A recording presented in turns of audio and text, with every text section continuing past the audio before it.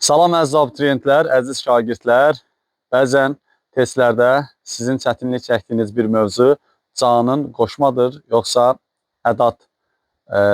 Onu izahını verəcəm. Yadınızda bir şey saxlayın ki, ca, ilə, görə və qədər sözlərinə əvəz olunursa qoşma, əvəz olunmursa ədaddır. Məsələn, dağ boyunca güllər əkilmişdi. Dağ boyu ilə, burada deməli qoşmadır. Və yaxud da ki, feilin mənaca növləri, quruluşca növləri, mənasına görə növləri, quruluşuna görə növləri. Və yaxud da başqa bir nümunədə onu ədad kimi işlədək. O dərslərini yaxşı oxumuşdu və yaxud da ki, o dərslərini yaxşıca oxumuşdu. Yaxşı qədər, yaxşı ilə deyə bilmədiyinə görə demək burada ədaddır. Bundan əlavə bir şey yadınızda saxlayın. Cacə eyni zamanda zərf düzəldən leksik şəkilçi də ola bilər. Məsələn, Əli rusca danışırdı. Bu halda bir şeyə fikir verin.